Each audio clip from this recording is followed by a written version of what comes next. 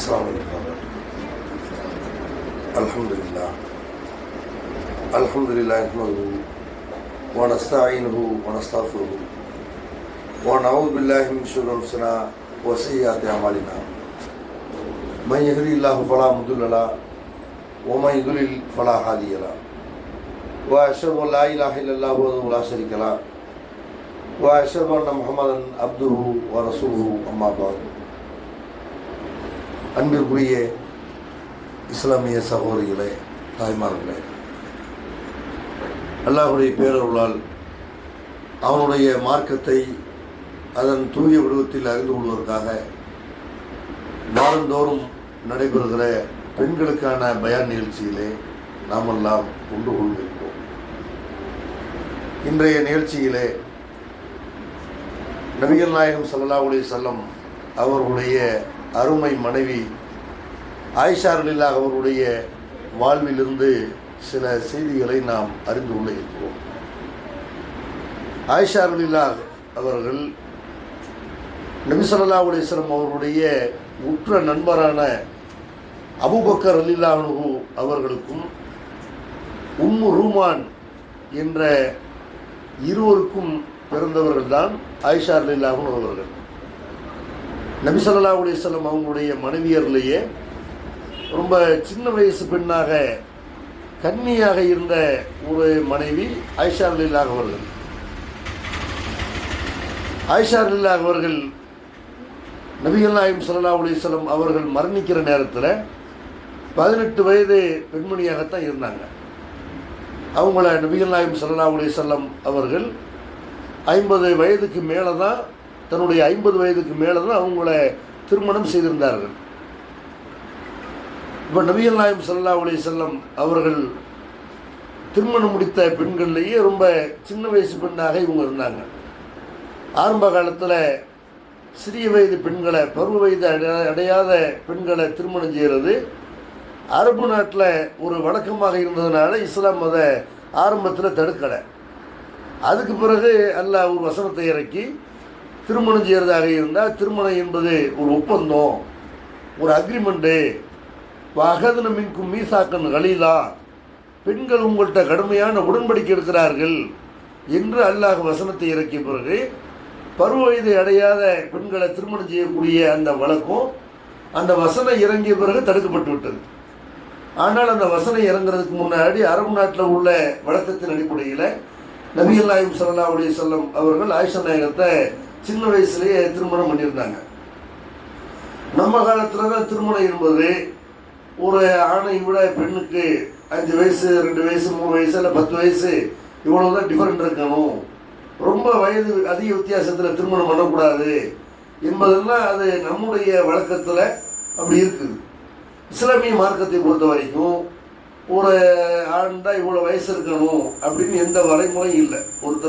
ஒரு பெண்ணை கல்யாணம் பண்ணுறதா இருந்தால் இத்தனை வயசு உள்ளவராக அவர் இருக்கணும்னா இந்த சர்த்தையும் இல்லை. விவரம் தெரிஞ்சவராக இருக்கணும், பருவ வயதை அடைந்தவராக ஒரு ஆண் இருக்கணும். அந்த மாதிரி ஒரு பெண் பருவ வயதை அடைந்த ஒரு பெண்ணாக இருக்கணும். அந்த ஆண் சம்பாதிக்கக்கூடியவனாக இருக்கணும், ஆரோக்கியமானவனாக இருக்கணும். இவ்வளவு தான் இஸ்லாமிய அடிப்படையில் அவன் வாழணும். இவ்வளவு தான் இஸ்லாம் சொல்லுதே தவிர வயசையெல்லாம் பண்ண செய்யலை இஸ்லாம் சொல்லலை. பெண்ணை விட இவ்வளோ வயசு இருந்தால் தான் அவங்களை கல்யாணம் பண்ணணுன்றதுலாம் எந்த சர்த்தி இல்லை. அதுக்கு அல்லாஹ்வுடைய தூதரை ஒரு முன்மாதிரியாக இருக்கிறாங்க. நபிகள் நாயகம் ஸல்லல்லாஹு அலைஹி வஸல்லம் அவர்கள் ஆயிஷா ரலியல்லாஹு அவங்கள திருமணம் பண்ணுறதுக்கு முன்னாடியே அவங்கள அல்லாஹ் கனவுல காட்டுறான், இவங்க தான் உங்களுடைய மனைவி அப்படின்னு கனவுல காட்டியதாக அல்லாஹ்வுடைய தூதர் குறிப்பிடுகிறார்கள். சஹீஹுல் புகாரியில் 5125வது செய்தியாக நீங்கள் பார்க்கலாம். ஆயிஷா ரலியல்லாஹு அவங்க சொல்கிறாங்க, ஒரு தடவை நபி ஸல்லல்லாஹு அலைஹி வஸல்லம் என்கிட்ட சொன்னாங்க, ராய் துக்கஃபில் மனாமி எஜூபிக்கல் மலக்கூஃபி சரக்கத்தின் ஹரீர். ஒரு நாள் இரவுல எனக்கு கனவுல காட்டப்பட்டது. அப்போ ஒரு மலக்கு என்ன செய்கிறாரு, பட்டு துணியினால உன்னைய போர்த்தி என்ற உணர்வை காட்டுறாரு. ஹாதி இம்ராத்துக்க, இவங்க உன்னுடைய மனைவி அப்படின்னு எனக்கு காட்டினார்கள். இப்போ கஷப்து அன் வஜிக்க சௌப, அப்போ உன்னுடைய முகத்தை விட்டு ஆடையை விலக்கி நீ முகத்தில் அணிஞ்சிருந்த. ஏன்னா நபி ஸல்லல்லாஹு அலைஹி வஸல்லம் உடைய மனைவிமார்களை பொறுத்த வரைக்கும் எல்லாருமே அவங்க தன்னுடைய முகத்தை மறைத்தவர்களாகத்தான் இருந்தார்கள். மற்ற இந்த சகாபி பெண்மணி முகத்தை மூடலை. அல்லாஹ்வுடைய தூதருடைய மனைவி என்பதற்கான அடையாளம் நபி காலத்தில் அவங்க வந்து முகத்தை மூடி இருப்பார்கள். அப்போ அந்த அடிப்படையில் ரசூலுல்லாஹி ஸல்லல்லாஹு அவங்களுக்கு முகத்தை மறைத்து கொண்டிருக்கிற நிலையில் கொண்டு அவங்கள காட்டப்படுது. அவங்களுடைய முகத்தை திறந்து நபி ஸல்லல்லாஹு அலைஹி வஸல்லம் பார்க்குறாங்க. பார்த்தா அல்லாஹ்வுடைய தூதர் சொல்கிறாங்க, ஃபைதா அன்திய நீ வந்து இருந்த ஃபகுல்து இன்ன ஈயக்கு ஹாதா மின் இந்தில்லாஹி யஃபுலிஹி. அப்போ நான் வந்து மனசில் நினச்சிக்கிட்டேன், இது அல்லாஹ்வின் புறத்துலேருந்து இந்த கனவு வந்திருக்குமே, ஆனால் இது கண்டிப்பாக நடக்கும் அப்படின்னு நான் நினச்சிக்கிட்டு இருந்தேன் என்று நபி ஸல்லல்லாஹு அலைஹி வஸல்லம் அவர்கள் சொன்னதாக ஆயிஷா ரலியல்லாஹு அவர்கள் அறிவிக்கிறார்கள். அப்போ ஆயிஷா ரலியல்லாஹு அவங்கள திருமணம் பண்ணுறதுக்கு முன்னாடியே அல்லாஹ் வந்து என்ன செய்யலாம், ஒரு வானவரை கூட்டு வந்து வானவருக்கு ஆயிஷா ரலியல்லாஹு கூட்டு வந்து காட்டக்கூடிய அளவுக்கு அப்படி ஒரு சிறப்பு மிக்கவராக ஆயிஷா நாயகர் இருந்திருக்கிறாங்க. அதே மாதிரி வந்து ஆயிஷா ரலியல்லாஹு அவர்கள் சம்பந்தமாக திருக்குர்ஆனில் ஒரு அத்தியாயத்தில் பல வசனங்கள் அருளப்பட்டிருக்கிறது. சூரத்து நூர் என்ற அத்தியாயத்தில் ஆயிஷா ரலியல்லாஹு அவர்கள் தொடர்பாகவே பல வசனங்கள் இறங்கியிருக்கிறது. அப்போ அந்த மாதிரியான ஒரு சிறப்புக்குரிய ஒரு பெண்மணி ஆயிஷா ரலியல்லாஹு அவங்கள பற்றி அல்லாஹ்வுடைய தூதரை சொல்லி காட்டுறாங்க. இன்னி ராய்த்து பயால கஃப ஆயிஷத்த ஃபில் ஜன்னா. ஆயிஷாவுடைய அந்த முன்கை இருக்கிறதுல முன்கையினுடைய வெண்மை இதை நான் சொர்க்கத்தில் பார்த்தேன் என்று நபி ஸல்லல்லாஹு அலைஹி வஸல்லம் சொல்லி காட்டுகிறார்கள். அல்லாஹ்வுடைய தூதர் மேராஜுக்கு போயிருந்த நேரத்தில் இது அவங்க பார்த்துருக்கலாம், அல்லது கனவுல அவங்களுக்கு இதை காட்டப்பட்டிருக்கலாம். நபி ஸல்லல்லாஹு அலைஹி வஸல்லம் செய்கிறாங்க, ஆயிஷாவுடைய அந்த முன்கையினுடைய வெண்மையை நான் பார்த்தேன் அப்படின்னு சொல்கிறாங்கண்டா அவங்க சொர்க்கவாசி என்பது விளங்குது. ஆயிஷா அவர்களை பொறுத்த வரைக்கும் மறுமையில் அவங்களுடைய நிலைமை என்ன, அவங்க ஒரு சொர்க்கவாசி என்று அல்லாஹ்வுடைய தூதர் ஆயிஷா நாயகத்தை பற்றி சொல்லி காட்டுகிறார்கள். அதே மாதிரி வந்து நபிகள் நாயகம் ஸல்லல்லாஹு அலைஹி வஸல்லம் சொல்லி காட்டுறாங்க ஆயிஷா அவருடைய சிறப்பை பற்றி. கமலமினர் ரிஜாலி கதீரும் வளம் எக்மல் மின நிசாய் இல்ல ஆசியத்தை இம்ராத்த ஃபிரௌன் ஓ மரியம் இப்னத்த இம்ரான். ஆண்களில் அதிகமான ஆண்கள் ஈமானில் முழுமையடைந்து விட்டார்கள். பெண்களை பொறுத்த வரைக்கும் ஃபிரௌனுடைய மனைவி ஆசியா அவர்களையும் மரியம் அலைஹிஸ்ஸலாம் அவங்களுடைய இம்ரானுடைய மகள் மரியம் அலைஹிஸ்ஸலாம் அவங்களையும் தவிர மற்ற எந்த பெண்ணும் ஈமானில் முழுமையடையலை என்று நபிகள் நாயகம் ஸல்லல்லாஹு அலைஹி வஸல்லம் ஈமானில் முழுமை பெற்ற பெண் இந்த ரெண்டு பேர், ஃபிரௌனுடைய மனைவி ஆசியா, இம்ரானுடைய மகள் மரியம் அலைஹிஸ்ஸலாம் என்று அல்லாஹ்வுடைய தூதர் சொல்றாங்க.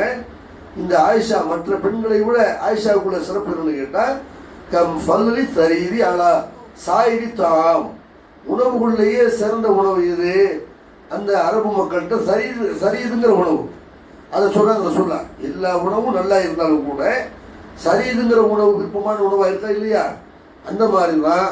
இப்போ நம்ம நாட்டில் வந்து பிரியாணி மாதிரி எல்லாமே டேஸ்ட்டாக தான் இருக்கும், மீன் டேஸ்ட்டாக தான் இருக்கும், கறி டேஸ்ட்டாக தான் இருக்கும். பிரியாணின்ட்டு அதுக்கு ஒரு ஆசைப்படுறதுன்னு செய்யணும். அந்த மாதிரி ஆயிஷாவை பொறுத்த வரைக்கும் ரொம்ப சிறப்புக்குரிய ஒரு மனிதர். மற்ற உணவுகளை பார்க்கும்போது சரீர் என்ற உணவு இப்படி விருப்பத்துக்குரியதாக இருக்குதோ, ரொம்ப சிறந்ததாக இருக்குதோ, அப்படி மற்ற பெண்களை விட ஆயிஷா வந்து சிறப்புக்குரியவர் என்று நபிகள் நாயகம் ஸல்லல்லாஹு அலைஹி வஸல்லம் அவர்கள் சொன்ன செய்தி சஹீஹ் புகாரியில் இடம்பெறுதை நம்ம பார்க்குறோம். இப்படி ஆயிஷா ரலியல்லாஹு அவர்களுக்கு வந்து நிறைய சிறப்பு இருக்கிறது. அதே மாதிரி வந்து அல்லாஹ்வுடைய தூதர் செய்கிறாங்க, ஒரு தடவை ஆயிஷா ரலியல்லாஹு அவர்கள் தொடர்பாக அவங்களுடைய மனைவிமார்கள் மத்தியில் ஒரு பொறாமை ஏற்படுகிறது. ஆயிஷா ரலியல்லாஹு அவங்க வந்து நபி ஸல்லல்லாஹு அலைஹி வஸல்லம் அவங்களோட வந்து அவங்களோட செய்கிற ரசூலுல்லாஹ் வந்து அவங்க மேலே தனியாக பாசமாக இருக்கிறாங்க அப்படிங்கிறதும்.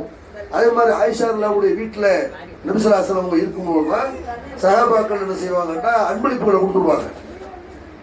அப்போ எங்கள் வீட்டில் இருக்கும்போது அன்பளிப்புகள் வரணும் இப்படின்னா ரசூலுல்லாஹி ஸல்லல்லாஹு அலைஹி வஸல்லம் மற்ற மனைவிமார்கள்லாம் வந்து ரசூலுல்லாஹி ஸல்லல்லாஹு அலைஹி வஸல்லம் அவங்கள்ட்ட என்ன செய்கிறாங்க சொல்லி அனுப்புகிறாங்க. அப்போ வந்து நபி ஸல்லல்லாஹு அலைஹி வஸல்லம் என்ன செய்கிறாங்கன்னா சொல்லி காட்டுறாங்க, நான் தூதீனி ஃபி ஆயிஷா, ஆயிஷாவுடைய விஷயத்தில் என்னையே தொல்லை பண்ணாதீங்க. ஃபைனல் வகியே லம் ஏத்தினி வ அனஃபி தௌபி இம்ராத்தி இல்லை ஆயிஷா. ஆயிஷாவுடைய வீட்டில் அவங்களுடைய மடியில் நான் படுத்திருக்கும் பொழுது, அவங்க வீட்டில் நான் இருக்கும் பொழுது தான் இன்னிடத்துல வகி வருகிறது. வேறு எந்த மனைவி வீட்டில் இருக்கும்போதும் ஜிப்ரீல் வரமாட்டாங்க. எந்த வீட்டில் இருக்கும்போது அல்லாஹ்வுடைய தூதருக்கு வகி வராது. ஆயிஷா ரலியல்லாஹுடைய வீட்டில் இருக்கும்போது தான் அல்லாஹ்வுடைய தூதருக்கு வகி வந்திருக்கு. அப்படின்னா அல்லாஹ்வே என்ன செய்யறான், ஆயிஷா ரலியல்லாஹு அவர்கள் விஷயத்தில் அவங்க கூடுதல் சிறப்புக்குரியவர்கள், அல்லாஹ்வுடைய தூதருடைய பாசத்தை பெற்றவர்கள் என்ற அடிப்படையில் அவங்க வீட்டில் ரசூலுல்லாஹி ஸல்லல்லாஹு அலைஹி வஸல்லம் இருக்கும்போது அல்லாஹ் வகி இறக்கியிருக்கிறான். அப்படின்னா ஆயிஷா ரலியல்லாஹு அவர்கள் இப்படிப்பட்ட ஒரு சிறப்புக்குரியவர்கள் என்பதை நம்ம என்ன செய்யறோம், இதிலே விளங்குறோம். அதே மாதிரி நபி ஸல்லல்லாஹு அலைஹி வஸல்லம் ஒரு என்ன செய்யறாங்க, ஜிப்ரீல் இஸ்லாம் அவர்கள் இருக்கிறாங்க. ஆயிஷா அல்லாவுடைய வீட்டில் ரசூலுல்லாஹி இருக்கும்போது ஜிப்ரீல் இஸ்லாம் வர்றாங்க. ஆயிஷா அல்லாவுக்கு தெரியல ஜிப்ரீல் வந்துருக்கிறாங்கன்னு.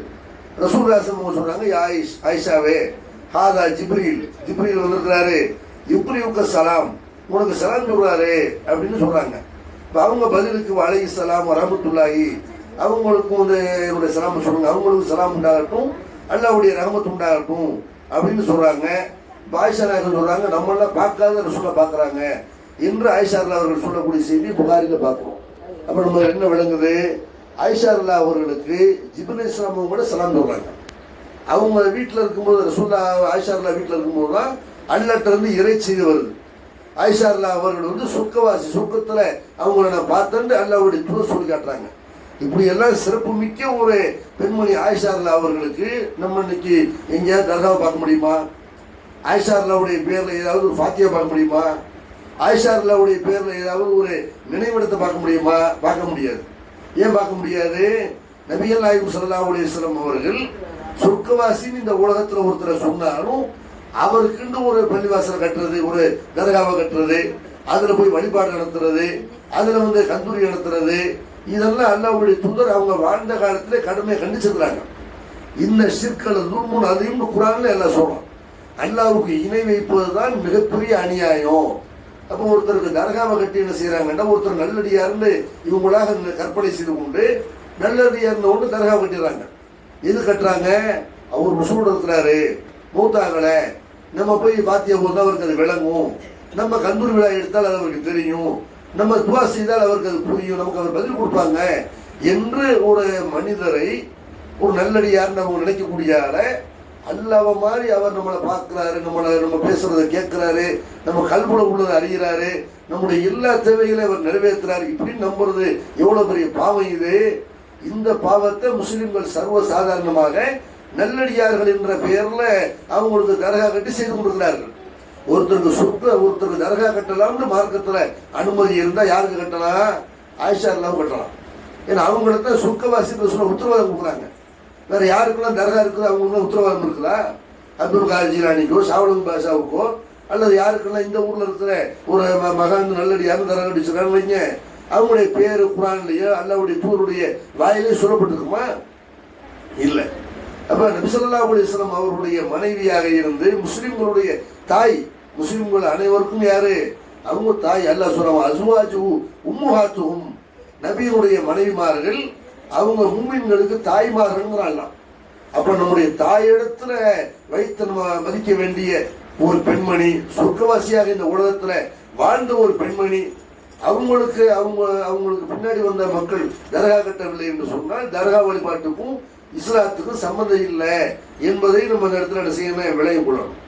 ஆயிஷா அல்லா அவர்களை பொறுத்த வரைக்கும் அவங்கள சொர்க்கவாசி என்று சொன்னாங்கல்ல, வெறும் சொர்க்கவாசி ரசூலுடைய மனைவியா இருக்கிறதுனால மட்டும் அவங்க சொர்க்கவாசி ஆயிரல.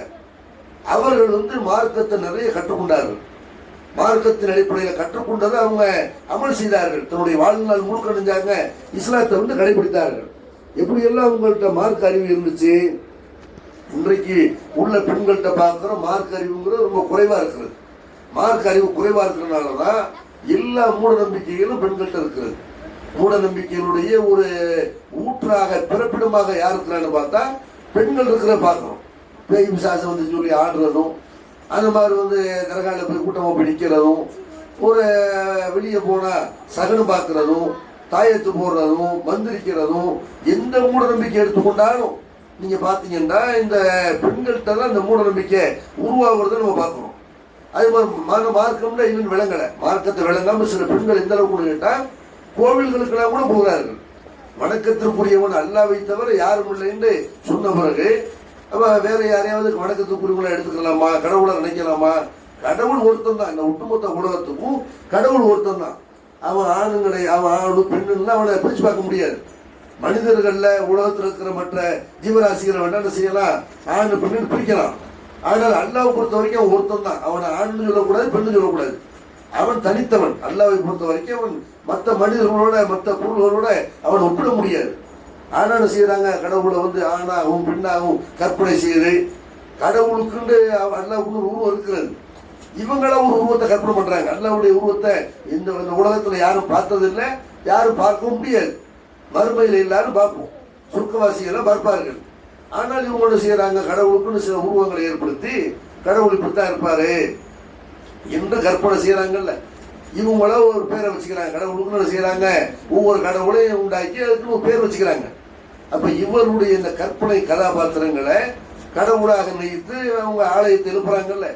இந்த ஆலயத்துல முஸ்லீம்களும் போய் நிற்கக்கூடிய, முஸ்லீம் பெண்களும் போய் நிற்கக்கூடியதெல்லாம் இன்னைக்கு சமுதாயத்துல பார்க்கிறோம். காரணம் என்ன, மார்க்கத்தை விளங்கல, குரானை படிக்கல, நபி மொழிகளை படிக்கல, இஸ்லாம்ட என்னென்ன விளங்காம இஸ்லாத்தினுடைய அடிப்படையை கூட தெரியாத அளவுக்கு முஸ்லீம்கள் இருக்கிறார்கள். ஆனால் நபிகள் நாயகம் ஸல்லல்லாஹு அலைஹி வஸல்லம் அவங்க காலத்தில் இருந்த முஸ்லீம் பெண்களை பொறுத்த வரைக்கும் மார்க்க கல்வியை நிறைய படித்தவர்களாக இருந்தார்கள். ஆயிஷா ரலியல்லாஹு அவங்கள பத்தி அபூ மூஸா அஷ்அரி ரலியல்லாஹு அன்ஹு அவங்க சொல்லி காட்டுறாங்க, மா அஷ்கல அலைனா அஸ்ஹாப ரசூலுல்லாஹி ஸல்லல்லாஹு அலைஹி வஸல்லம் ஹதீஸு கத்தும் ஃபஸல்னா ஆயிஷா இல்லா வஜதுனா இந்தஹா மியத இல்மா. ஆயிஷா ரலியல்லாஹு அவர்கள்ட்ட நபி தோழர்கள், அல்லாஹ்வுடைய தூதருடைய தோழர்கள், ஆண் தோழர்கள் ஆயிஷா ரலியல்லாஹு ஒரு சந்தேகம் கேட்பாங்க. எதை பத்தி போய் சந்தேகம் கேட்டாலும் அவங்கள்ட்ட இருந்து நாங்கள் ஒரு கல்வியை படிக்காம வரமாட்டோம், ஒரு ஹதீஸை தெரியாம வரமாட்டோம், ஒரு குர்ஆன் வசனத்தை தெரியாம வரமாட்டோம் என்று சொல்லி காட்டுறாங்க. அப்படின்னா பெரும் பெரும் சஹாபாக்கள் ஆயிஷா ரலியல்லாஹு கேள்வி கேட்கிறாங்க. ஆண்கள்லாம் என்ன செய்யறாங்க, ஆண்களை விட ஹதீஸுகள்ல விவரமானவர்களாக அதிகமான ஹதீஸுகளை அறிவித்த ஆண் யாருன்னு கேட்டா அபூ ஹுரைரா ரலியல்லாஹு அவங்க. அதிகமான ஹதீஸை அறிவித்த பெண் யாருன்னு கேட்டா ஆயிஷா ரலியல்லாஹு அவங்க. அந்த மாதிரி ஆண்களுக்கு ஒரு பயன் பண்ணக்கூடிய அளவுக்கு, ஆண்களுடைய கேள்விகளுக்கு பதில் சொல்ற அளவுக்கு ஆயிஷா ரலியல்லாஹு அவங்க விவரமா இருந்திருக்கிறாங்க. அப்படின்னா இன்றைக்கு பெண்கள் அந்த மாதிரி தங்களை உருவாக்கி கொள்கிறார்களா? மதரசாக்கள் எத்தனையோ மதரசாக்கள் இருக்கிறது, குர்ஆன் ஹதீஸ் அடிப்படையில் நடத்தப்படக்கூடிய மதரசாக்கள் இருக்கிறது. இந்த மதரசாக்கள்ல போய் நம்முடைய பிள்ளைகளை, ஒரு பிள்ளை வீட்டில் இருக்கிற ஒரு பிள்ளையை மதரசாவுக்கு அனுப்பி வைத்து நீ போய் படிச்சு ஆலிமாயிட்டு வா, எல்லா சந்தேகத்துக்கு பதில் கொடுக்குற அளவுக்கு விவரமானவங்களா நீ வரணும் அப்படின்னு ஆசைப்படக்கூடிய பெற்றோர்கள் எத்தனை பேரு, அல்லது ஆசைப்படக்கூடிய பெண்கள் எத்தனை பேரு? என்ன படிப்பணும் படிக்கணும், டாக்டர் ஆகணும், இன்ஜினியர் ஆகணும், அந்த மாதிரி உலகத்துல நம்ம படிக்கணும், முன்னேறணும், வேலைக்கு போகணுங்கிற அந்த கனவு இளம் பெண்கள்கிட்ட இருக்கிறத தவிர மார்க்கத்துக்காக நம்மளை அர்ப்பணிப்போம், அல்லாஹ்வுடைய கல்வியை படிப்போம், குர்ஆனை படிப்போம், ஹதீஸை படிப்போம், அதுக்குன்னு நம்மளை தியாகம் பண்ணிக்கிறோம் என்று நினைக்கக்கூடிய பெண்கள் எத்தனை பேரு? ஆயிஷா ரலியல்லாஹு அவர்கள் அதுல இந்த காலத்துல மதரசாவுக்கு போக முடியாவிட்டாலும் கூட இருந்த இடத்துல இருந்து நம்ம படிக்க முடியும், மார்க்கத்தை தெரிஞ்சுக்கிற முடியும். அவ்வளவு புஸ்தகங்கள் இணையதளங்கள் பாத்தீங்கன்னா எந்த தலைப்புல உங்களுக்கு நூல் வேணுமோ அந்த தலைப்புடைய பேரை கூகுள்ல போட்டு என்ன செய்ய அந்த புஸ்தகத்தை எடுத்து தந்துடும். ஒரு பயான் கேட்க நினைக்கிறீங்க, ஒரு தலைப்புல குறிப்பிட்ட தலைப்புல மார்க்க பயானை கேட்க நினைக்கிறீங்க, யூடியூப்ல போய் அந்த பேரை போட்டா அந்த தலைப்பு போட்டா அந்த பயான் வந்துடும்.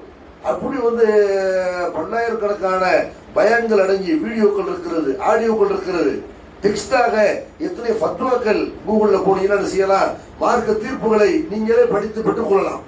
அப்படியெல்லாம் ஒரு வாய்ப்புள்ள ஒரு அற்புதமான ஒரு உலகத்துல இருந்து கொண்டு நம்ம என்ன செய்யறோம், இன்ஸ்டாகிராம்லையும் வாட்ஸ்அப்லையும் பேஸ்புக்லையும் வீணாக நம்முடைய பொழுதுகளை கழிக்கிறோமே தவிர ஆயிஷா ரலியல்லாஹு அவர்கள் மாதிரி கல்வியில தேர்ச்சி பெற்றவர்களாக பெண்கள் வரணும். எந்த அளவுக்கு ஆயிஷா ரலியல்லாஹு அவங்க விவரமானவங்களா இருந்தாங்க. ஆயிஷா ரலியல்லாஹு அவங்கள்ட்ட ஆண்கள் என்ன செய்வாங்கன்னா இந்த ஃபராயில் இருக்கு இல்லையா, வாரிசுரிமை சட்டம், ஒருத்தர் இறந்து போய்விட்டால் ஆம்பளை பிள்ளையா இருந்தா அவருக்கு தாப்பனுடைய சொத்துல, தாயுடைய சொத்துல எவ்வளவு பங்கு கிடைக்கும், இறந்து போனவர் யாரா இருந்தாலும் அவங்களுடைய சொத்துல பொம்பளை பிள்ளைக்கு எத்தனை பங்கு கிடைக்கும் என்றெல்லாம் இதை பற்றி, தாய்க்கு எவ்வளவு கிடைக்கும், தாப்பனுக்கு எவ்வளவு கிடைக்கும், இறந்து போனவங்க மனைவியா இருந்தா கணவனுக்கு எவ்வளவு கிடைக்கும், கணவனா இருந்தா மனைவிக்கு எவ்வளவு கிடைக்கும், இது சம்பந்தமான ஒரு கலையத்தான் ஃபராயில் என்று சொல்வார்கள். இந்த ஃபராயில் சம்பந்தமா வாரிசுரிமை சொத்துரிமை சம்பந்தமான விஷயங்களை எல்லாம் சந்தேகங்களை எல்லாம் ஆயிஷா ரலியல்லாஹு போய் என்ன செய்வாங்க, மக்கள் போய் கேட்பாங்க. அக்காபிரமின் அஸ்ஹாபி முஹம்மதின் யஸாலூன அனில் ஃபராயில், முஹம்மது ஸல்லல்லாஹு அலைஹி வஸல்லம் தோழர்கள், பெரும் தோழர்கள், அபூபக்கர் உமர் மாதிரியான பெரிய தோழர்கள் இருக்கிறாங்கல்ல, அந்த மாதிரி பெரும் தோழர்கள்லாம் ஆயிஷா ரலியல்லாஹு கேட்டதை பார்த்து நான் ஆச்சரியப்படுறேன் என்று மஸ்ரூக் என்பவர் சொல்லக்கூடிய செய்தியை தாரமி என்ற நூல்ல பார்க்கிறோம். அப்ப வாரிசுரிமை சட்டம் இன்னைக்கு ஆலிம் சாக்கெட் என்னன்னு தெரியாது, பார்த்து சொல்றோம், கணக்கு போட்டு சொல்றோம், இப்போ எல்லாரும் கூடி சேர்ந்து மசூரா பண்ணி சொல்றோம், இப்படிதான் சொல்லுவாங்க. அப்படியான கணக்கு விஷயம் அது. அப்ப கணக்கு தெரியாத ஒரு ஆளு பண்ணி சொல்ல முடியுமா? ஆயிஷா ரலியல்லாஹு அவர்கள் மார்க்கத்தை தெரிஞ்சதோட கணக்கே செஞ்சாங்க, தெரிஞ்சு வச்சிருந்தாங்க. அப்ப அந்த மாதிரி சொத்துரிமை சம்பந்தமான கேள்விகளுக்கு பதில் சொல்லக்கூடிய அளவுக்கு ஆயிஷா ரலியல்லாஹு அவங்க விவரமானவங்களா இருந்தாங்க. அதே மாதிரி வந்து எந்த அளவுக்குள்ள ஆயிஷா அல்லாஹ் வந்து அறிவுல சிறந்தவங்களா இருந்தாங்க. உருவாகின்ற ஆயிஷா அல்லாஹ்வுடைய ஒரு தம்பி முறையில் வரக்கூடியவர். அவர் கேட்கிறாரு, அவர் அதாவது அஸ்மா அல்லாஹ்வுடைய மகன். அவர் என்ன செய்யறாரு, கேட்கிறாரு, ஆயிஷா உங்களை ஒரு சின்னமா முறை வேணும். ஆயிஷா அல்லாஹ் வந்து அவருக்கு சின்னமா முறை வேணும். அவர் கேட்கிறாரு, ஆயிஷா அவர்களே, லாஜபுமின் ஃபஹமிக்க, உங்களுடைய மார்க் அறிவு இருக்குல்ல, அதுல எனக்கு பெரிய ஒரு ஆச்சரியம் இல்லை. ஏன்னா அல்லாஹ்வுடைய தூதருடைய மனைவியா நீங்க இருக்கிறீங்க, அபூபக்கர் அல்லாஹ்வுடைய மகளா இருக்கிறீங்க, அதெல்லாம் மார்க் அறிவு உங்கள்கிட்ட நிறைய தான் இருக்கும். அதே மாதிரி கவிதையை வந்து தெரிஞ்சு வச்சிருக்கிறீங்க. அது மாதிரி வந்து மக்களுடைய யார் எப்ப பிறந்தாங்க என்ன அந்த விவரம் இருக்கு இல்லையா, இந்த காலத்துல யாரு இருந்தாங்கன்னு அந்த சம்பந்தமான விவரங்கள், மக்களை பற்றி விவரங்கள், அதை நீங்க தெரிஞ்சு வச்சிருக்கிறீங்க. அபூபக்கர் அல்லாஹ்வுடைய மகளா இருக்கிறதுனால அதுலயும் எங்களுக்கு வந்து பெரிய ஆச்சரியம் இல்லை. அதே மாதிரி வந்து நீங்க வந்து மருத்துவத்தை தெரிஞ்சிருக்கிறீங்கல்ல, இது எப்படி தெரிஞ்சிருக்கிறீங்க, எங்களுக்கு ஆச்சரியமா இருக்குல்ல. மருத்துவம்னு சொல்லியிருக்கிறாங்க. ஆயிஷா எல்லாம் சொல்லியிருக்கிறாங்க, யாராவது ஒரு நோய் ஒரு நொடின்னு வந்தார்களே ஆனால் அவங்களுக்கு இந்த மருந்தை சாப்பிடுங்கன்னு மருத்துவம் சொல்றாங்க. அவர் கேட்கிறது இது பெரிய ஆச்சரியமா இருக்கு, மருத்துவம் உங்களுக்கு இப்படி தெரியும் அப்படின்ன உடனே அப்ப ஆயிஷா எல்லாம் சொல்றாங்க, உரையா உருவாவே அல்லாஹ்வுடைய தூதர் அவங்க வந்து கடைசி காலத்தில் நோய்வாய்ப்பட்டிருந்தாங்க. அப்போ வந்து தூதுக்குழுக்கள் வேற வேற பகுதிகளில் இருந்து என்ன செய்வாங்கன்னா தூதுக்குழுக்கள் வருவார்கள். அதில் மருத்துவர்கள் இருப்பாங்க. அவங்களும் என்ன செய்வாங்க, நபிசுல்லாஹ் அவங்க உடல்நல சரியில்லாமல் இருக்கிறத பார்த்து விட்டு அவங்களுக்கு மருத்துவம் சொல்வார்கள். வந்த மருத்துவர்கள் என்ன செய்வாங்க, மருத்துவர்கள் அந்த காலத்தில் என்ன மருத்துவம் படிச்சுட்டா மருத்துவம் பார்த்தாங்க, ஒரு அனுபவ மருத்துவம். அந்த காலத்தில் அவங்களுக்கு என்ன தெரியுமோ ஒவ்வொரு நோய்க்கு ஒரு வைத்தியம் செஞ்சு பார்த்துருப்பாங்க. அப்போ அந்த வைத்திய முறைகளை எல்லாம் என்ன செய்வாங்க வந்து சொல்லுவாங்க. அப்படி சொல்லும்போது அதை நான் கேட்டுக்கிட்டே இருந்தேனுங்க, அதெல்லாம் எனக்கு அப்படியே மனப்படமா ஆயிடுச்சு. அதனாலதான் யாருக்கு எந்த நோயினாலும் நான் வந்து என்ன செய்யறேன், பதில் சொல்றேன் இப்படின்னு சொல்லக்கூடிய செய்தியை முஸ்னத் அஹ்மதுல பார்க்கணும். அப்ப இப்படி பெண்கள் ஒவ்வொரு விஷயத்தையும் இப்படி கவனிக்கக்கூடியவங்களா இருக்கிறாங்களா? ஒரு டிவி பார்க்கறதுல உள்ள ஆர்வம், ஒரு ஃபேஸ்புக்ல பார்க்கறதுல உள்ள ஆர்வம், ஒருத்தவங்க வந்து மருத்துவ குறிப்பு செய்யறாங்க.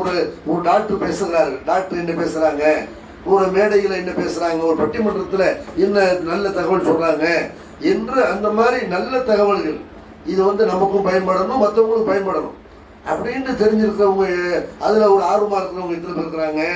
ஆயிஷா அல்லாஹ் அவர்கள் மார்க்கத்தையும் தெரிஞ்சிருந்தாங்க. அது மாதிரி மார்க்கத்தில் வாரிசுரிமை சட்டம் ஆண்களுக்கு தாளம் போடுகிற பதில் சொல்றதுக்கு முடிக்கிற அந்த விஷயங்களை எல்லாம் தெரிஞ்சு வச்சிருந்தாங்க. மருத்துவ குறிப்புகளை தெரிஞ்சு வச்சிருந்தாங்க.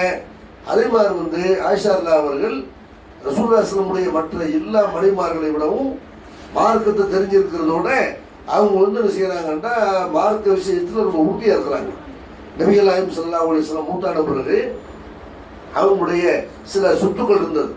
அவங்க விட்டுட்டு போன கைபர் போர்ல எல்லாருக்கும் நிலங்கள் கிடைத்தது. முஸ்லிம்கள் வந்து யூதர்களுடைய அந்த கைபர் கோட்டையை வந்து கைப்பற்றுறாங்க. கைபர்ங்கிற பகுதியை கைப்பற்றி அதுல தான் ஒவ்வொரு முஸ்லீம் ஒவ்வொரு அந்த போர்க்களத்தில் கலந்து கொள்ளாத எல்லாருக்கும் நபி ஸல்லல்லாஹு அலைஹி வஸல்லம் என்ன பண்றாங்கன்னா நிலங்களை கொடுக்குறாங்க. நிலங்கள் அந்த மாதிரி வந்து பொருள்கள் நிறைய கொடுக்குறாங்க. அதுல நபி ஸல்லல்லாஹு அலைஹி வஸல்லம் அவங்களுக்கும் ஒரு நிலம் கிடைக்குது. அந்த நிலம் அல்லாஹ்வுடைய தூதர் பயன்படுத்தி அந்த வாள் மாதிரியான பொருள்கள், ஆயுதங்கள், அவங்களுக்கு இருந்த போர்வைகள், அது மாதிரி வந்து அவங்களுக்கு வாகனமாக இருந்த கழுதை, இந்த மாதிரி விஷயங்கள்லாம் அல்லாஹ்வுடைய தூதர் வந்து அவங்களுக்கு இருந்த ஆடுகள், 100 ஆடு வச்சிருந்தாங்க இல்லையா, அந்த ஆடுகள், இப்படி ரசூலுல்லாஹ்வுக்கு நிறைய சொத்துக்களை இருந்துச்சு. ஆனா அதையெல்லாம் ரசூலுல்லாஹ் அவங்க என்ன பண்ணாங்கன்னு கேட்டா, தன்னுடைய பிள்ளைகளுக்கு வாரிசா அதை வந்து ஆக்காம நபிசுல்லா இந்த நபியெல்லாம் உலகத்துல வாழ்ந்தார்களோ அந்த நபியினுடைய சொத்துக்கள் எல்லாமே அது அவங்களுடைய நேரடி வாரிசுகளுக்கு பிள்ளைகளுக்கு போகாது. அது பொதுமக்கள் தான் அதை பயன்படுத்திக் கொள்ளணும். பொதுமக்களுடைய பயன்பாட்டுக்கு அரசாங்கமே எடுத்து செய்வாங்க, அதை வந்து தர்மமா கொடுப்பாங்க. அந்த பொதுமக்களுடைய செலவுகளுக்காக வேண்டி அதுல இருந்து செலவழிப்பாங்க. இதை வந்து ரசூலுல்லாஹி ஸல்லல்லாஹு அலைஹி வஸல்லம் வாழும்போது சொல்லிட்டு போயிட்டாங்க. இது ஆயிஷா அல்லாஹ் அவங்கள்ட்ட அவங்க வந்து கேள்விப்படுறாங்க. எப்படி கேள்விப்படுறாங்க? ரசூலுல்லாஹி ஸல்லல்லாஹு அலைஹி வஸல்லம் மனைவிமார்கள்னா அன்றைய ஆட்சியாளராக இருந்த அபூபக்கர் அவங்கள்ட்ட உஸ்மான் ரலியல்லாஹு அன்ஹு அனுப்பிக்கிறாங்க.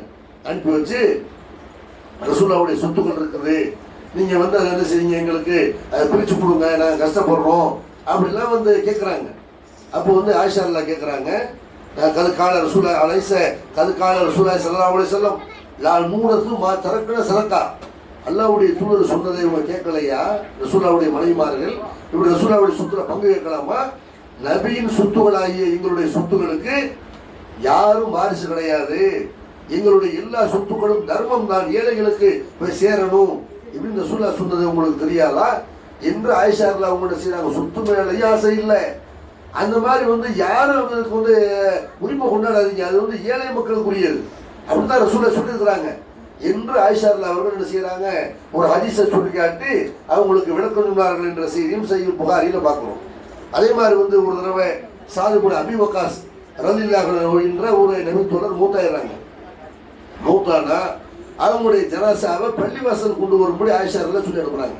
ரசூலுல்லாஹ்வுடைய மனைவிமார்கள்லாம் நாங்கள் அவருக்கு என்ன செய்யற முக்கியமான ஒரு நபித்தோழர், அவருக்கு நாங்கள் என்ன செய்யற தொழுகணும், ஜனாசா தொழுகையில பங்கெடுக்கணும், அதனால அவருடைய ஜனாசா என்ன செய்யுங்க பள்ளிவாசல் கொண்டு வர சொல்லுங்க இப்படிங்கிறாங்க. ஏன்னா நபிகள் நாயகம் ஸல்லல்லாஹு அலைஹி வஸல்லம் காலத்துல ஜனாசா தொழுகையில ஆண்கள் கலந்து கொண்ட மாதிரி பெண்களும் கலந்துக்கிறாங்க. அதுக்கு இந்த ஹதீஸும் ஒரு ஆதாரம் தான். அப்ப அந்த ஜனாசா தொழுகை என்பது பள்ளிவாசல்ல நடந்திருக்கிறது, வீடுகள்ல நடந்திருக்கிறது சொன்ன காலத்துல. அதே மாதிரி ஜனாசா தொழுகைக்குன்னு ஒரு இடம் வச்சிருக்கிறாங்க, அங்கேயும் நடைபெற்று இருக்கிறது.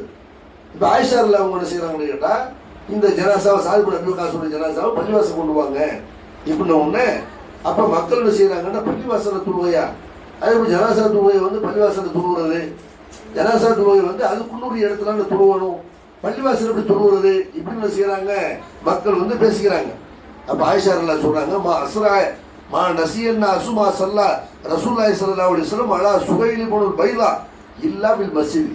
அல்லாஹ்வுடைய தூதர் அவங்க சம்பந்தப்பட்ட ஒரு ஹதீஸை மக்கள் எவ்வளவு சீக்கிரம் மறந்து போயிடுறாங்க. சுகைல் இப்னு பைலா என்ற ஒரு நபித்தோழர் இறந்த நேரத்தில் அவருக்கு பள்ளிவாசலை வைத்து தான் ஜனாசா தொழுகை நடைபெற்றது. இப்போ இதெல்லாம் மக்களுக்கு நினைவுல இல்லையா என்று ஆயிஷா ரலியல்லாஹு அன்ஹா செய்யறாங்க. அன்றைக்கு உள்ள அந்த மக்கள்கிட்ட சொல்றாங்க, நபிகள் நாயகம் ஸல்லல்லாஹு அலைஹி வஸல்லம் இறந்து கொஞ்ச காலத்திலேயே பள்ளிவாசல ஜனாசா தொழுகை நடத்துறது ஏதோ ஒரு தப்பு மாதிரி நினைத்து கொண்டு அப்படி மக்கள்கிட்ட அதுக்குன்னு உள்ள இடத்துல தொழுகை நினைக்கிறார்கள். ஆயிஷா ரலியல்லாஹு சொல்றாங்க, ரசூலுல்லாஹ் காலத்துல பள்ளிவாசல்ல ஜனாசா தொழுகை நடந்திருக்குமா, நாங்கெல்லாம் அதில் கலந்துருக்கிறோம் என்று ஆயிஷா ரலியல்லாஹு அவங்க சொல்றாங்க. அப்படின்னா அப்ப நம்ம மக்கள் மறந்த ஒரு சுன்னத்தை கூட ஆயிஷா ரலியல்லாஹு செய்யறாங்க, மக்களுக்கு நினைவுபடுத்துகிறார்கள். பல ஹதீஸ்களை மக்கள் மறந்த நேரத்தில் ஆயிஷா ரலியல்லாஹு அவங்க அந்த மக்களுக்கு எடுத்து சொல்கிறார்கள். இன்னைக்கு இந்த ஹதீஸ்கள் பெண்களுக்கு தெரியுதா? பெண்கள் இன்னைக்கு பள்ளிவாசலை யாரும் அனுமதிக்கிறது இல்லை, பள்ளிவாசலையும் அனுமதிக்கிறது இல்லை. பள்ளிவாசல்ல அல்லது வீடுகளிலேயே ஒருத்தர் இறந்து போயிட்டாரு, ஜனாசா தொழுகை என்பது இறந்து போன ஒருத்தருக்காண்டி செய்யக்கூடிய துவா தான் ஜனாசா தொழுகைங்கிறது. இந்த துவா ஆம்பளை மட்டும்தான் கேட்கணுமா? பெண்களும் கேட்கலாம் தானே. இன்னும் சொல்ல போனால் இந்த இறந்து போனவருடைய குடும்பத்தார் இருக்கிறாங்கல்ல, இறந்து போனவருடைய மனைவியோ சகோதரியோ அல்லது அவங்களுடைய மாமியோ சின்னம்மாவோ யாரோ இருக்கட்டும், அந்த பெண்கள் உண்மையில மனமுறை கேட்பார்கள். அவங்க தான் ஆண்கள் அழுகுறத கூட என்ன செய்வாங்க, பெண்கள் அதிகமாக இறந்து போனவருக்காக வேண்டி அழுகுறதை பார்க்கிறோம். அப்ப அல்லாட்ட உணப்பூர்வமாக இஹ்லாஸாக இறந்து போன தன்னுடைய குடும்பத்தாருக்காக வேண்டி அழுது அல்லாஹ்விடத்துல மன்றாடி அவங்க ஜனாசா தொழுகையில அவங்களும் கலந்து கொள்வார்களே. ஆனால் அந்த துவா அல்லாட்ட எவ்வளவு ஏற்கப்படும். அப்ப அதெல்லாம் விளங்காம செய்யறாங்க. பெண்கள் ஜனாசா தொழுகையில் பங்கெடுக்க விடுறதில்லை, வீட்டிலையும் ஜனாசா தொழுகை நடத்தப்படுறது கிடையாது. ரசூலுல்லாஹ் காலத்துல வீட்டுல ஜனாசா தொழுகை நடந்திருக்கிறது. அபூ துல்ஹா அவங்களுடைய மகன் இறந்த நேரத்தில் என்ன செய்யறாங்க, நபி ஸல்லல்லாஹு அலைஹி வஸல்லம் அவர்கள் அவருடைய வீட்டிலே தொழுகை நடத்துறாங்க. உமையர் அவர்கள் இறந்த நேரத்தில் அதுல உம்மு சுலைம் அவங்க கூட கலந்துக்கிறாங்க. இந்த சுகைல் இப்னு பைலா அவங்க இறந்த நேரத்திலையும் பள்ளிவாசல ஜனாசா தொழுகை நடந்திருக்குது. ஆயிஷா ரலியல்லாஹு உட்பட எல்லா பெண்களும் அதில் கலந்துக்கிறாங்க. அந்த மாதிரி சாது இப்னு அபீ வக்காஸ் ஸல்லல்லாஹுடைய ஜனாசாவோட நாங்கள் கலந்துக்கிறோம்னு ஆயிஷா ரலியல்லாஹு சொல்றாங்கன்னா இதெல்லாம் பெண்களுடைய உரிமை. பெண்களுக்கு ஜனாசா தொழுகையில அவங்க ஆண்களை மாதிரி அவங்களும் ஜனாசா தொழுகையில பங்கெடுக்கக்கூடிய உரிமை அவங்களுக்கு இருக்குது. இதெல்லாம் இன்னைக்கு இந்த உலமாவும் இந்த ஜமாத்துகளும் இந்த அனுமதி எல்லாம் பெண்கள் கொடுக்கறது இல்லை. இப்போ ஆயிஷா ரலியல்லாஹு அவங்க அந்த ஹதீஸ்களை எல்லாம் மக்களுக்கு என்ன செய்யறாங்க, எடுத்து சொல்றாங்க. அதே மாதிரி பார்க்கிறோம், நபிகள் நாயகம் ஸல்லல்லாஹு அலைஹி வஸல்லம் அவர்கள் பத்ர் போர் முடிஞ்ச உடனே, பத்ர் போர் என்பது 317 சகாபாக்கள் மட்டும் அதில் இருக்கிறாங்க.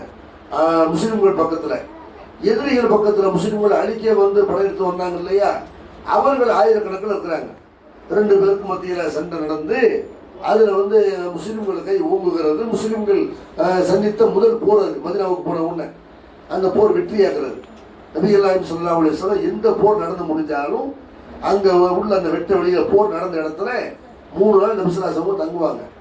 தங்கிட்டு அதுக்கப்புறம் தான் அந்த இடத்த விட்டு கிளம்புவாங்க. அப்படி பதில் போர் நேரத்தில் பதில் போரில் கொல்லப்பட்ட எதிரிகள் இருக்கிறாங்கல்ல, அதில் ஒரு 24 பேரை நபிசுல்லாஹு பத்ர் என்ற அந்த இடத்துக்கு பக்கத்தில் உள்ள பல கிணறுகளில் ஒரு கிணறு இருக்குது. அந்த கிணறுல வந்து அந்த எதிரிகளை போட சொல்றாங்க. நாற்றம் எடுக்கக்கூடிய, நாற்றத்தை உருவாக்கக்கூடிய அந்த கிணறு சுற்றுச்சுவர்களால் கட்டப்பட்டிருக்கிற ஒரு கிணத்துல தூக்கி போட சொல்றாங்க. 3 நாள் கழிச்சு வெட்ட வழியில தங்கி இருந்தவங்க கிளம்பி வாகனத்தை விட்டு கிளம்பி போறாங்க. போயிட்டு இருக்கும்போது திடீர்னு வாகனத்தை நிப்பாட்டி போறாங்க நபிசுல்லாஹு. சஹாபாக்கள் நினைக்கிறாங்க ஏதோ வந்து ஒரு மலைஜலம் நினைக்க போறாங்க போல இருக்குது அப்படின்னு நினைக்கிறாங்க. ஆனால் நபி ஸல்லல்லாஹு அலைஹி வஸல்லம் அந்த கிணத்துக்கிட்ட போறாங்க. போய் என்ன செய்யறாங்கண்டா அவங்கள பார்த்து சொல்றாங்க, ஒவ்வொரு ஆளுடைய பெயரையும் குறிப்பிட்டு அவங்கள கூப்பிட்டு சொல்றாங்க. உத்துபாவே, ஷைபாவே என்றெல்லாம் அவங்க யா ஃபுலான், யா இப்னு ஃபுலான் என்றெல்லாம் அவங்கள இன்னாருடைய மகனை இன்னாரேண்டு அவங்கள ஒவ்வொரு ஆளையும் பேர் சொல்லி கூப்பிட்டு நபி ஸல்லல்லாஹு அலைஹி வஸல்லம் கேட்கறாங்க, யசுருக்கும் அன்னக்கும் அத்தத்துல்லாஹ வ ரசூலா, அல்லாஹ்வுக்கும் அவருடைய தூதருக்கும் கட்டுப்பட்டிருந்தால் உங்களுக்கு மகிழ்ச்சியா இருந்திருக்கும்ல.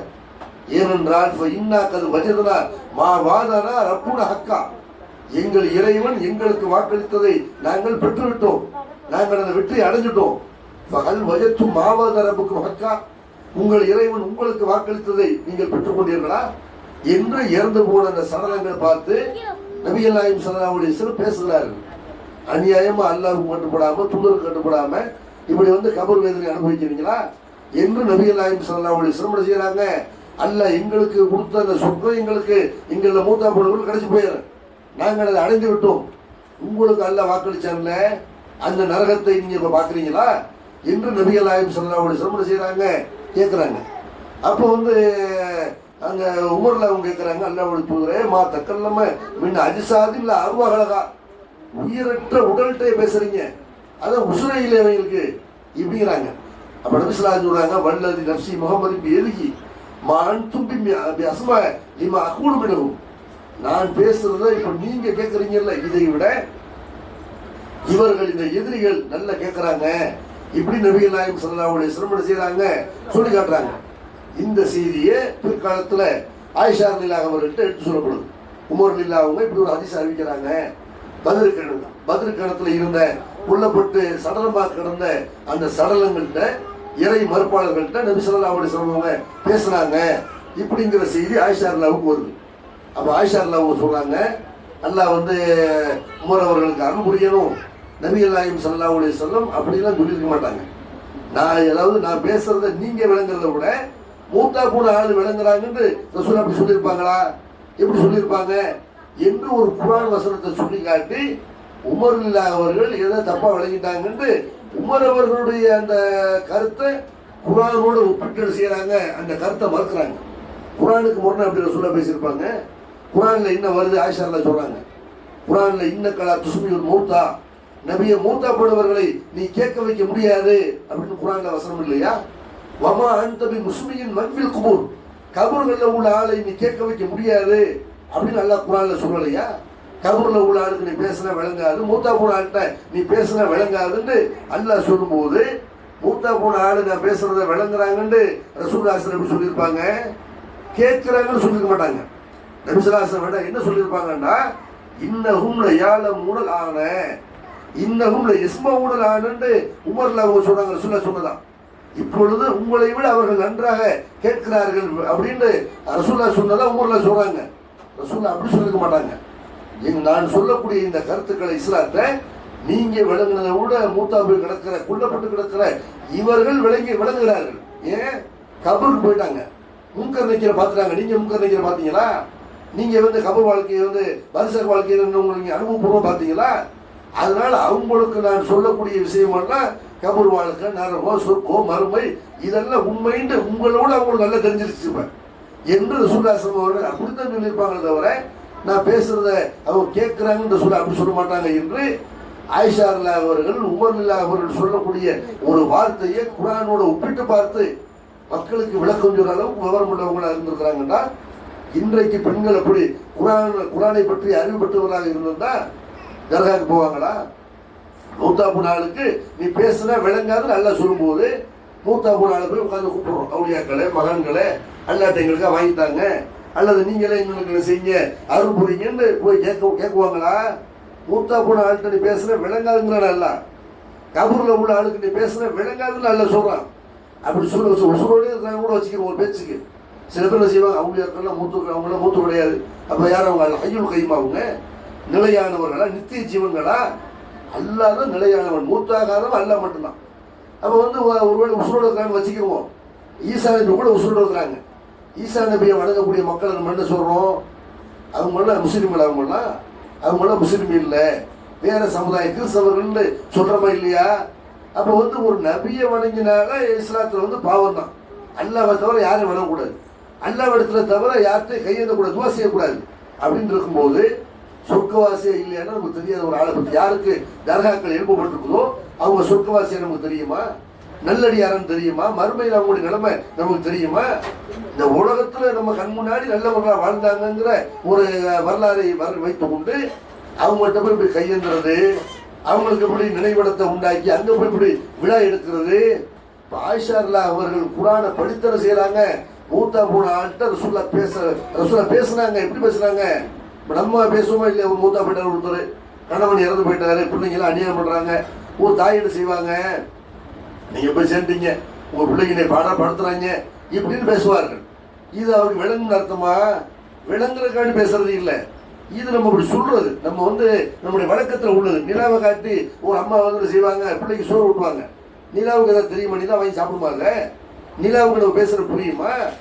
சும்மா வந்து நம்முடைய வழக்கத்தில் என்ன செய்வோம்? நம்ம அந்த மாதிரி மூத்தா போய் மூத்த கிடப்பாரு, இப்படி என்னை விட்டுட்டு போயிட்டீங்கன்னா அனாதை ஆயிட்டேன்னு சொல்லுவாங்க. அது ஒரு விளங்குமா? அது அந்த மாதிரி அல்லாஹ்வுடைய தூதர் செய்யறாங்க. நல்லா அனுபவிங்களா? நாங்க எங்களை வந்து எவ்வளவோ நாங்க சொன்னோம்ல, எடுத்து சொன்னோம்ல, எங்களை அழிக்கணும்னு முடிவெடுத்து வந்தீங்கல்ல, இப்போ வேதனை அடையிறீங்களா என்று செய்யறாங்க. நபிகள் நாயகம் ஸல்லல்லாஹு அலைஹி வஸல்லம் அவர்கள் மனிதர்களுடைய அந்த பேச்சு வழக்கின் அடிப்படையில் அந்த சடலங்கள்ட்ட பேசுறாங்களே தவிர ரசூலுல்லாஹி அவங்க பேசுறது அவங்க விளங்குறாங்கன்ற அடிப்படையில் என்ன செய்யற நபிகள் நாயகம் ஸல்லல்லாஹு அலைஹி வஸல்லம் பேசல. இது ஆயிஷா அவர்கள் வந்து மக்களுக்கு விளக்கிய ஒரு காட்சியை நம்ம செய்யறோம். ஆயிஷா அவர்களுடைய வரலாற்றை பார்க்கிறோம். இப்படி ஒரு விவரம் உள்ளவர்களாக, ஆண்களை விட அதிக விவரம் உள்ளவர்களாக ஆயிஷா நாயகம் இருந்தது நம்ம செய்யற பார்க்கிறோம். இந்த பாடத்தை எல்லாம் நம்ம பார்க்கணும். ஆயிஷா அவர்கள் எப்படி மார்க்க கல்வியில அன்னைக்கு விவரமா இருந்தாங்களோ இன்னைக்கு ஒரு ஆயிஷா உருவாக்க முடியாதா? இன்னைக்கு ஆயிஷா மாதிரி ஹதீஸ்களை நம்மளால் வந்து மனப்பாடம் செய்ய முடியாதா? திருக்குறளை எத்தனை பேர் மனப்பாடம் பண்ணுகிறார்கள்? எத்தனை சினிமா பாடல்களை மனப்பாடம் பண்ணக்கூடியவர்களாக இருக்கிறார்கள். அப்போ எத்தனையோ வந்து ஒரு பேச்சு போட்டியில் கலந்துக்கணுங்கிறதுக்காக எத்தனை வார்த்தைகளை மனப்பாடம் பண்ணுறோம். இப்போ அல்லாஹ்வுடைய வேத வசனங்களை மனப்பாடம் பண்ணக்கூடிய ஒரு ஹாஃபிலாக ஒரு பெண் வர முடியாதா? ஹதீஸ்கள் 1,00,000 ஹதீஸ்களை எல்லாம் மனப்பாடம் செய்கிற ஹாஃபில்கள் ஹதீஸ் துறையில் இருந்துருக்காங்க. ஹாஃபில் இப்னு ஹஜர் இமாம்லாம் சொல்கிற ரஹ்மத்துல்லாஹி அலைஹி, அவங்க எல்லாம் ஹாஃபில் ஹதீஸ்களில் ஹாஃபில்னா குறைஞ்சது 1,00,000 ஹதீஸை மனப்பாடம் பண்ணியிருக்கோம். அப்படி ஹதீஸ்களை எல்லாம் கடந்த காலத்தில் மனப்பாடம் பண்ணி அதை மக்களுக்கு வந்து பியூர் பண்ணி சொன்னாங்களே, அப்படி நம்மளால் உருவாக்க முடியாதா? ஆயிஷா அவர்கள் அப்படி ஒரு ஹதீஸ்களை அதிகமாக அறிவித்த ஒரு பெண்ணாக ஆயிஷா இருந்ததை பார்க்கணும். எந்த அளவுக்கு கூட ஆயிஷா அவங்க ஒரு விவரமானவங்க இருந்திருக்காங்கன்னு கேட்டால், ஆட்சி தலைவராக இருந்த முஆவியா அவர்கள், அபூபக்கர் அவங்களுக்கு பிறகு உமர்ல அவங்க ஆட்சிக்கு வர்றாங்க. அவங்களுக்கு பிறகு உஸ்மான், அவங்களுக்கு பிறகு அலி, அதுக்கு பிறகு வந்து ஹசன் ஹுசைன் என்று வந்து அதுக்கப்புறம் முஆவியா செய்யறாங்க. ஹசன் அல்லா அவங்களுக்கு பிறகு முஆவியா அவங்க ஆட்சி தலைவர் ஆகுறாங்க. ஒரு பகுதியில் சிரியாங்கிற ஒரு பகுதியில் கவர்னரா இருந்த முஆவியா அவர்கள் அரபு நாடு முழுக்க அவங்க ஒரு ஆட்சி தலைவர் ஆயிடுறாங்க. இந்த முஆவியா அவர்கள் ஆயிஷா ஒரு கடிதம் எழுதுறாங்க. என்ன கடிதம் எழுதுறாங்க? ஆயிஷாவே, எனக்கு வந்து ஒரு அறிவுரையை நீங்க சொல்லி அனுப்புங்க, எழுதி அனுப்புங்க. அந்த அறிவுரை அதிகமாக இருக்கக்கூடாது. ஏன்னா ஆட்சி தலைவராக இருக்கிறனால அதெல்லாம் படிக்கிறதுக்குலாம் உங்களுக்கு நேரம் இருக்காது. பல பிரச்சனைகளை அவங்க சந்திக்க வேண்டி இருந்தது. ரொம்ப சுருக்கமாக ஏதாவது ஒரு அறிவுரையை நீங்கள் வந்து தெரிஞ்ச செய்தி அனுப்புங்க அப்படின்னு ஆயிஷா அழகாக சொல்கிறாங்க. சலாமுன் அலைக்க ஒரு கடிதம் எழுதுறாங்க. சலாமுன் அலைக்க, உங்களுக்கு சலாம் உண்டாகட்டும் அம்மாபார் இன்னி சமயத்தோட சுல்லாஹி ஸல்லல்லாஹு அலைஹி வஸல்லம் யகூலு மனித்தமஸ இல்லல்லாஹி பிஸகத்தின்னாசி கஃபாஹுல்லாஹு மூனத்தன்னாஸ் வமன் இல்தமஸ இல்லன்னாசி பிஸகத்தில்லாஹி வகலஹுல்லாஹு இலன்னாசி வஸ்ஸலாமு அலைக்கும் முடிச்சாங்க. இவ்வளவுதான் கடிதத்துடைய வாசகம். என்ன அர்த்தம்? யார் மக்களுடைய வெறுப்பை பொருட்படுத்தாம அல்லாஹ்வுடைய திருப்தியை நாடி செயல்படுகிறாரோ அவரை அல்லாஹ் மக்களுடைய தொல்லையிலிருந்து காப்பாற்றுவோம். ஒரு விஷயத்தை, ஒரு சட்டத்தை ஒரு ஆட்சித்தலைவர் போடுறாரு, மக்கள் வந்து செய்யறாங்க, அதெல்லாம் போடக்கூடாதுன்னு பிரச்சனைக்கு வர்றாங்க, வெறுக்கிறாங்க. எனக்கு அல்லாஹ்வுடைய திருப்தி தான் வேணும் இப்படின்னு இறை திருப்தியை நாடி ஒரு சட்டத்தை ஒருவர் ஏற்றுவாரே ஆனால் மக்களுடைய தொல்லையிலிருந்து அவர் அல்லாஹ் காப்பாற்றிடுவான். அல்லாஹ் வெறுத்து போட்டு மக்களை திருப்திப்படுத்தணும் இப்படிங்கிறதுக்காக வேண்டி ஒருத்தர் ஒரு சட்டத்தை போடுவாரே, ஆனால் அவர் அல்லாஹ் அந்த மக்கள்கிட்ட விட்டு போய் மக்கள்கிட்ட மல்லு கட்டி போய் நில்லு அப்படின்னு என்ன செய்யறான், அல்லாஹ் அந்த மக்களிடமே விட்டு விடுகிறான் என்று அல்லாஹ்வுடைய தூதர் சொன்னதை நான் கேட்டிருக்கிறேன், உங்கள் மீது சலாம் உண்டாகட்டும்னு முடிச்சுட்டாங்க. அப்ப ஆயிஷா அல்லாஹ் அவர்கள்ட்ட ஆட்சி தலைவர்களை ஆலோசனை கேட்கிற அளவுக்கு ஆயிஷா அவர்கள் விவரமானவங்களா இருக்கிறாங்க. எவ்வளவு சுருக்கமா ஒரு செய்தி சொல்லக்கூடியவங்களா இருக்கிறாங்க. ஒரு ஆட்சி தலைவர் ஒரு கருத்து கேட்கிறாரு, ரெண்டே வாக்கியத்தில் முடிச்சுட்டாங்க கருத்தை. அப்ப இதை இன்றைய ஆட்சி தலைவர்களும் பாடமா எடுத்துக்கொள்ளணும். எத்தனை ஆட்சி தலைவர் இன்னைக்கு பார்க்கிறோம், பான் பராக்கெல்லாம் விற்கக்கூடாதுன்னு சட்டம் போட்டாங்க, சீரட்டு விற்கக்கூடாதுன்னு சட்டம் போட்டாங்க, பொது இடத்துல அதை குடிக்கக்கூடாதுன்னு சட்டம் போட்டாங்க. மக்கள்லாம் வெறுக்கிறாங்கன்னா உடனே லூஸ் விட்டாங்க, அவ்வளவுதான். அப்போ மக்களுடைய விருப்பம் நம்ம சம்பாதிக்கணும்னு இருந்தா அதை சந்திக்க கூட நினைச்சு செய்யறாங்க. அதனால மக்கள் நாசமா போனது பரவாயில்லைன்னு அதை சட்டமாக்குறாங்களா இல்லையா?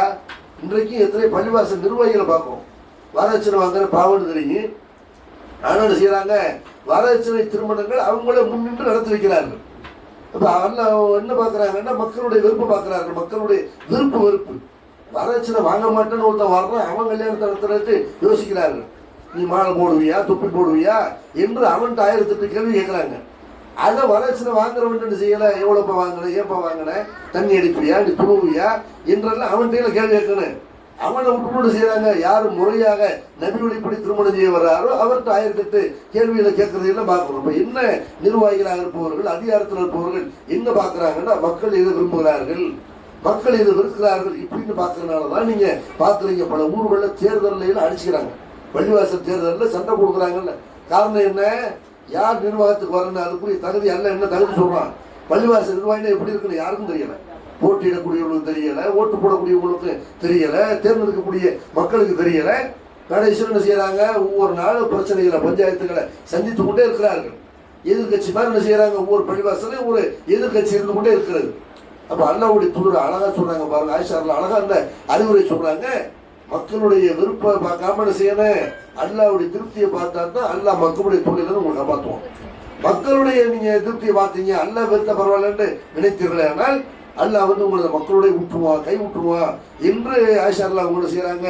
இதை ஒரு ஆட்சித் தலைவருக்கு அறிவுரையாக சொன்னதை பார்க்கணும். இப்படி ஆயிஷா அல்லாஹ் அவர்களை பொறுத்த வரைக்கும் அவங்க நிறைய மார்க்க அறிவுள்ளவர்களாக, மற்றவர்களுக்கு அறிவுரை சொல்லக்கூடியவர்களாக, கேள்விகளுக்கு பதில் சொல்லக்கூடியவர்களாக அப்படி ஆயிஷா இருந்துக்கிறாங்க. அந்த மாதிரி நம்ம நாலேஜை வளர்த்துக்கொள்ளணும். இஸ்லாமிய பெண்களை பொறுத்த வரைக்கும் யார் எதை சொன்னாலும் கேட்டுட்டு நம்பிட்டு போகக்கூடிய வருகிறாங்க. இப்போ கூட ரீசனா நான் கேள்விப்பட்டேன், இந்த ஊர்ல ஒரு ஜமாத்தில் செய்யறாங்க, 20 லட்சம் செலவாத்தை நாங்கள் ரசூலாவுக்கு அனுப்ப போறோம், எல்லாரும் வாங்க இப்படின்னு ஒரு நிகழ்ச்சி எடுத்துக்கிறாரு. செலவாத்துங்கிறது ரசூலாசனம் அவர்களுக்கு நம்ம இருந்த இடத்துல செலவாத்து சொல்லலாம். அது 20 லட்சம் செலவாத்தை அனுப்ப சொல்லி உங்களுக்கு சொன்னது யாரு? அப்போ நாளைக்கு என்ன செய்வார், ஒரு ஆள் நம்ம 20 லட்சம் வசீலா நாங்கள் அனுப்ப போறோம், அடுத்த நாள் வாங்க முடிஞ்ச போது ரசூல்லாவுக்கா வசீலா கேட்கிறோம்ல, ஆத்தி முகமது நீ வசீலத்தை பதிலான்னு கேட்கிறோம்ல, யாரெல்லாம் முகமது நபிக்கு வசீலாங்கிற பதவியை கொடுங்க. ஒரு ஆளும் சாலை செய்யறாரு, நீ செலவாத்தை கேட்கறியா, எங்க பள்ளிவாசல் நாங்க 2000 பெண்களை திரட்டி வசீலா கேட்க போறோம் இப்படி பாரு. இன்னொருத்தர் செய்வாரு, நாங்க ரசூலுல்லாஹ்வுக்கு அத்தையாத்து அல்லாஹ்வுக்கு மேல அத்தையாத்தை ஓதி ஒவ்வொரு ஆளும் ஒரு 10 லட்சம் அத்தையாத்து ஓதி அனுப்ப போறோம். அல்லாஹ் அப்படி அனுப்ப சொன்னாங்க உங்களை. அல்லாஹ் சொல்லாத ஒண்ணு ஏன் வரவு மீறி நீங்க எல்லாம் செய்றீங்க? செலவாத்து ஓதுங்க, வீட்டுல இருந்த இடத்துல ஓதுங்க, படுக்கும்போது ஓதுங்க, தூங்கி எழுச்சோடு ஓதுங்க, எப்போ வேணாலும் ஓதுங்க. எங்க இருந்தாலும் செலவாத்து ஓதுறாம செலவாத்து ஓதுறதுக்குன்னு ஒரு கூட்டத்தை உண்டாக்கி அதுல எல்லாரும் வர வச்சு ரசூலுல்லாஹ் பேர்ல நம்ம புதுசா இதெல்லாம் இந்த வருஷம் உருவாகுது. இது மார்க்கத்தில் உள்ளதாக இருக்குமானால் இது எப்ப இருக்கணும், காலகாலமா நம்ம சமுதாயத்தில் நடைமுறையில் இருக்கணும்ல. செலவாத்து ஓதுங்கிற பேர்ல இந்த மாதிரி நிகழ்ச்சிகள் எல்லாம் புதுசா உண்டாக்குறாங்க. எதையாவது ஒண்ணு உண்டாக்கி என்ன செய்வோம், பெண்கள் நம்ம திரட்டுவோங்கிற பேர்ல பெண்களை திரட்டி மார்க்கத்தை சொல்லுங்க, பெண்கள்கிட்ட உள்ள மூட நம்பிக்கையில சொல்லுங்க, பெண்கள்கிட்ட உள்ள அந்த சில ஆபாசமான நடவடிக்கையில சொல்லுங்க, மார்க்கத்தை தெரியாம இருந்தாங்கன்னா அதை சொல்லுங்க. அதை விட்டு செய்யறாங்க, பெண்களை திரட்டி நாங்கள் 20 லட்சம் செலவாத்து அனுப்ப போறோம். ரசூலுல்லாஹ் காலத்தில் இப்படி ஏதாவது ஒரு சம்பவம் நடந்துச்சா? நபிகள் நாயகம் ஸல்லல்லாஹு அலைஹி வஸல்லம் அவர்கள் உயிரோடு இருக்கும்போதும் சரி, மூத்தா போன பிறகும் சரி, நம்ம ஒரு 50 லட்சம் செலவாத்து அனுப்புவோம். ரசூலுல்லாஹ் பேர்ல அவ்வளவு ரசூலா இருந்தாங்கன்னு சகாபாக்கள் அவங்க யாராவது இப்படி ஒரு நிகழ்ச்சி நடத்துனாங்களா? இப்போ இப்படி எல்லாம் என்ன செய்யறாங்கன்னா, அப்படி கூப்பிட்டாங்கன்னா பெண்கள் போறதுக்கு ரெடியா இருக்கிறாங்க. ரொம்ப செலவாத்து ரசூலுல்லாஹ் பேர்ல செலவாத்துன்னு சொல்ல போறோம் இப்படின்னு கிளம்புறாங்க.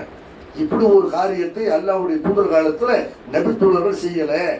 நபி செய்ய சொல்லி சொல்லல, செலவாத்து சொல்லுங்கன்னு சொன்னாங்க. தவிர எல்லா ஒரு இடத்துல கொடுங்க செலவாத்து சொல்லுவாங்க. 7 ராத்திரி செய்யுங்க, எல்லாரும் கிளம்புவாங்க.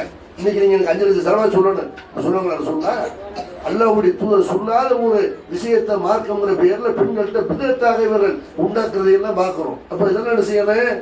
பெண்கள் சிந்திச்சு பார்க்கணும். இதெல்லாம் குர்ஆன் எப்படி இருக்குதா? ஹதீஸ்ல இந்த மாதிரி ஒரு 10 லட்சம் செலவாத்தை அனுப்பணும்னு ஏதாவது நமக்கு சொல்லப்பட்டிருக்குதா? நம்பர் என்ன இருக்கு செலவாத்துக்கு? செலவாத்து எப்போ வேணாலும் சொல்லலாம். நீங்க என்னப்பா எங்களை செலவாத்து சொல்லணும் எப்ப கூப்பிடுறீங்க? இருந்த இடத்துல இருந்து செலவாத்து சொல்லக்கூடாதா என்று கேட்கணுமா இல்லையா?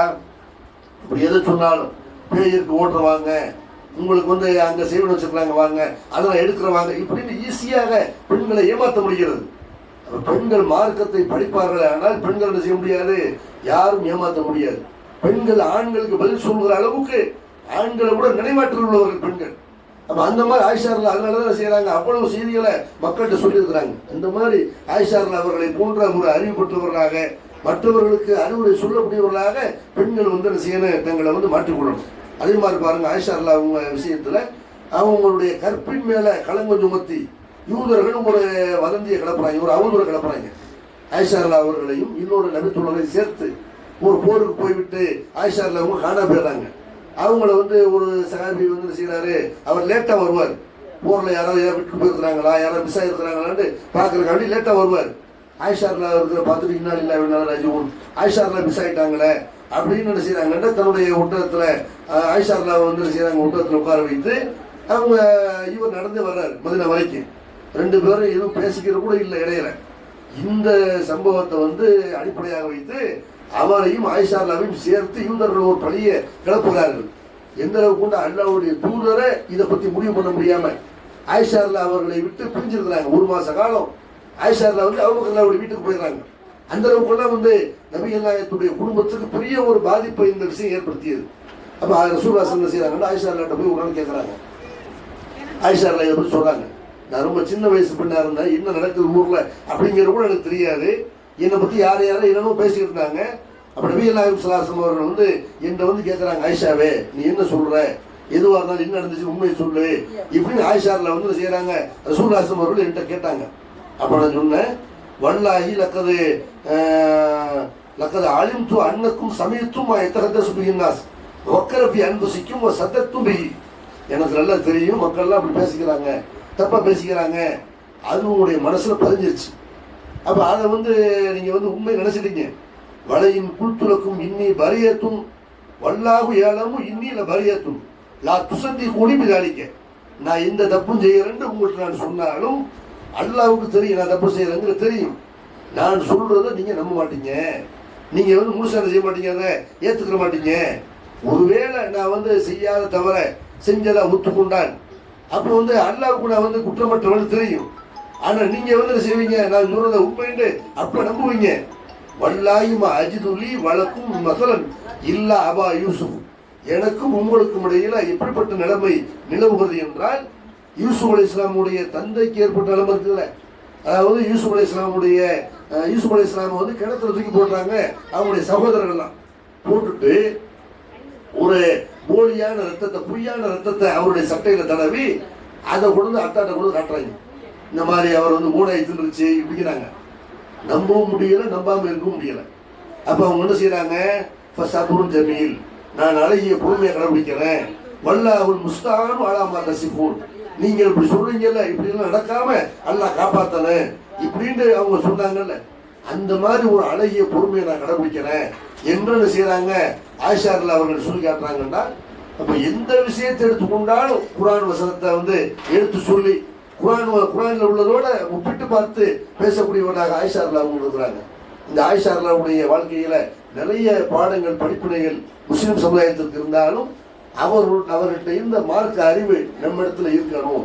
அந்த மாதிரி நம்ம அதற்காக வேண்டி நம்மளை தயார்படுத்திக் கொள்ளணும், அதுக்காக வேண்டி நேரம் ஒதுக்கணும், மார்க்கத்தை கற்றுக் கொடுவதற்காக வேண்டி நேரம் ஒதுக்கணும் என்று மார்க்க கல்வி உள்ளவர்களாக நம்ம மாறணும் என்ற அந்த ஒரு படிப்புனையை இன்றைக்கு பெண்கள் எடுத்துக்கொள்ளணும். எல்லாம் அல்லாஹ் ரப்பல் ஆலமீன் மார்க்க அறிவுடையவர்களாக அனைத்து பெண்களையும் மார்க்க விவரம் உள்ளவர்களாக ஆக்கணும். மார்க்கத்தை மற்ற மக்களுக்கு சொல்லக்கூடியவர்களாக அதிகமான பெண்கள் உருவாக வேண்டும் என்று கேட்டு நிறைவு செய்கிறேன். வாகுரு தவானா அல்ஹம்துலில்லாஹி ரப்பில் ஆலமீன். அஸ்ஸலாமு அலைக்கும்.